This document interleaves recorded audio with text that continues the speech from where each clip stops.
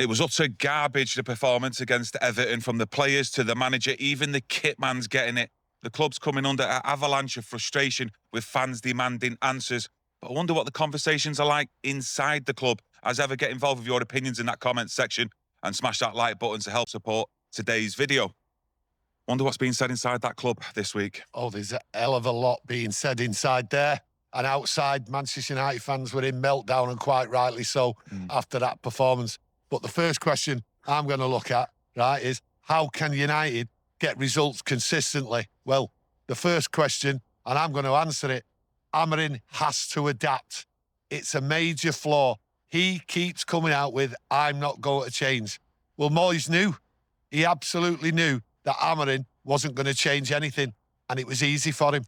Yeah, you have mentioned a few times already at the early part of the season as well that, you know, teams who come to Old Trafford or when we go to their ground, they know how to play against Manchester United. Yeah, well, listen, it was 10 men and he didn't have to change. And like I say, it's a major flaw.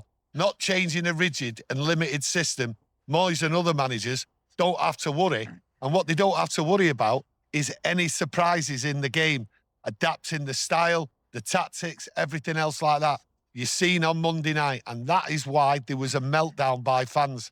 You've seen players like Yoro just being like a robot. You've seen Delo come on the pitch, going behind Luke Shaw, not playing the role what he was on there for. He is a flawed manager, many fans are saying. He has to change. I look at it and I say to myself, what's Sir Jim Ratcliffe saying, Kieron? Well, not just Sir Jim Ratcliffe. I mean, Omar Barad, Jason Wilcox, they're all watching the game and the recruitment team, and they will be demanding answers because it just clearly wasn't good enough. It was garbage. Going down to 10 men so early, Everton, you expect Manchester United to up that intensity, and he keeps on mentioning the intensity. And on my way to the game on Monday, I listened to the second part of his press conference ahead of that match, and I was concerned, I've got to be honest, because he started mentioning that in training. He has to step in to remind the players about upping the intensity of the actual training sessions. I mean, what's going on there? I can't get my head round that. Well, I look at it, one of the biggest questions, and I look at it from Sir Jim Ratcliffe's point of view, and fans are saying the same. Why would Sir Jim Ratcliffe spend £500 million? Because that is what's needed. There's no two ways about it. Let's not mess about here. There's players out there what aren't good enough. These aging players, okay? £500 million. Well, if he's going to spend £500 million and players are restricted to a system what's limited in its adaptation on the pitch, then you say to yourself, whatever quality's brought in, it's not going to work. That's what fans are saying. And Sir Jim Ratcliffe has got to say to himself, should I spend that money when managers come to Old Trafford or we're playing away and they know what to do to beat Manchester United? To get beat by 10 men with that performance and the flair, there was no flair. There was no individual flair on that pitch. So why am I going to spend £500 million on top-class players when they're limited to a system what doesn't change? It's baffling to many, many fans, and that is the biggest, going forward, the worry. Yeah, I understand what you're saying there, and you've got some valid points, but I've always said, and I've been consistent with it for a while now, that it's the club that set the actual profile of players that they go out and target. So they don't just play one system, i.e. Amorim's system, in what he's playing now, where they can actually adapt maybe to other managers who may come in the future and their systems and how they want to play. It's just that the profile of players that they want, they need to get in as soon as possible. And, you know, you got a summer transfer window coming up. How many more players can we actually get in through the door, especially if there's no European football again next season? Well, the question to that is, are we prepared? Are fans prepared? Well, by the comments and the uproar I've seen there on social media, they're not prepared to wait. He has to change. That's what fans are saying. You can bring in top-class players and all that, right? But it's results what matter. We went through a horrible season last year. The thing is Sir Jim Ratcliffe prepared to wait? Results what matter. We had an opportunity to climb up the table. We've had a couple of opportunities and threw them away at Forest and at Tottenham. Now, this manager has to do something with these players. Quality players, Me, I look at it and think it doesn't really matter whether you bring in quality players. You've got a system there with a centre-forward who doesn't get the ball. And he played Xerxes centre-forward, who's not really a centre-forward. And he never got the ball anyway. Yeah, we've all had some low points in the last 12 months under Ruben Amorim, but the biggest one, and one that I can't forget, to be perfectly honest, was the Europa League final against Tottenham, and it kind of mirror-imaged that game, I thought, against Everton on Monday night. The way Tottenham did in the final, just sat back. They had 11 men, of course, made it even worse with Everton having 10 men, but it was still similar circumstances in how the game was played out, and you'd expect a few months later down the line for the actual staff, Ruben Amorim, to have looked at that game is to say, well, if we come up against an opposition that does that in the future, how are we going to break that down? And nothing tactically against Everton was changed. I mean, you didn't even see really Luke Shaw or Yoro have any real fight or impetus to get forward and like try and do combinations or form a partnership, so to speak, with any of the wing backs or the number 10s. So for me, I didn't see anything really tactically on Monday night. Let me know if I'm wrong, that Ruben Amorim actually changed. He just kept to that rigid system.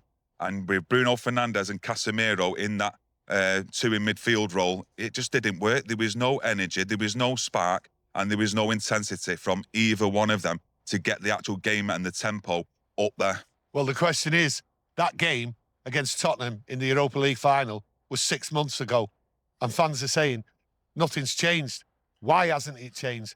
It needs to change. I look what's coming, and that's a question people are fearful of. And the question is, when the AFCON comes and them 3 players go, what's going to happen? Academy players is what's being talked about, okay? Players what are good enough to get in the first team squad, but they're going to come into a team, right, what's got a system, what's rigid. The flair won't be there. That is the big worry what's coming up. And if you look back 6 months ago, nothing's changed. That team out there Monday night was virtually the same team at Old Trafford. We've had performances, okay, good performances, good results. And then Monday night, it just looked right through the game. We was playing a defensive system. Not good enough for Manchester United. It is not good enough. And when you look at the fight, I look at what happens when he changes. And I mean, when the substitutes come on. The substitute comes on and there is no change. Mainu come on, no change. Absolutely no change. There's no fight in Xerxes or Mainu. We know what's happening there. There's all talk about them leaving. They've come on, couldn't change it. Xerxes started the game. That first half, he never got the ball, wasn't in a centre-forward's position. So for me, substitutes what are coming on, that bench is not changing and it has to change and fans are demanding change. But I do worry, I really, really do worry going down the line that Sir Jim Ratcliffe will not spend this money if these results don't come.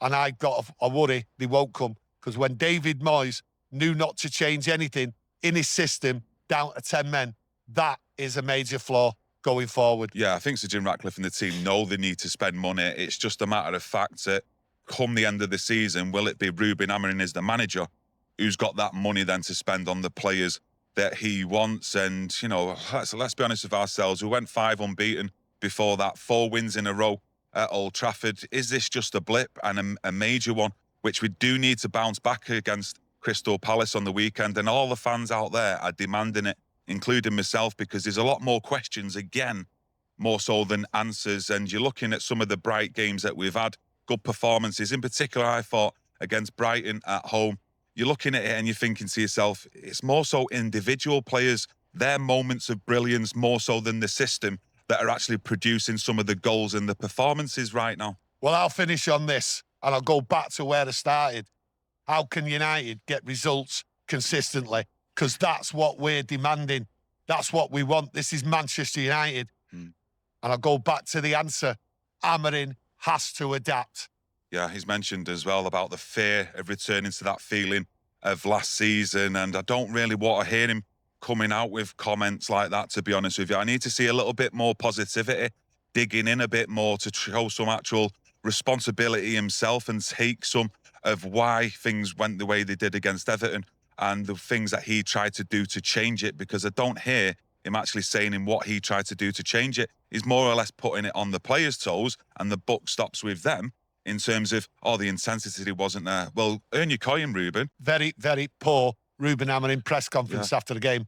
And to be honest with you, I was sick to death of listening to it. And he has to change. Simple as that. So adapt, all these problems down the line for you, Ruben. Yeah, these players, they've got a leadership group there of roughly 5 to 7 players. I mean, on that pitch there, you had a lot of experience, like the Bruno Fernandes, your Casemiro, etc. And, them sort of players, they shouldn't really need to be told how to up the intensity of a game tactically, in how to break teams down. That's the manager's job, to have that game management for the players. But in terms of intensity, the buck does stop, in my view, with the players, because they all should know what the levels are and what's required. The one thing that I don't like, what was a bright spot for me ever since the start of the season, was the partnership between Mbeumo and Ahmad at right wing back. Ahmad is the only one who has that forward-thinking focus. He needs to be on that right wing back spot. He's not the finished article. There will be moments defensively where he does have lapses, but for me, he gives something going forward that none of the other wing backs have.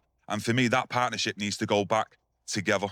No, I'm clearly down. Ruben Amorim has to adapt. It's down to him now. It's down to him to change.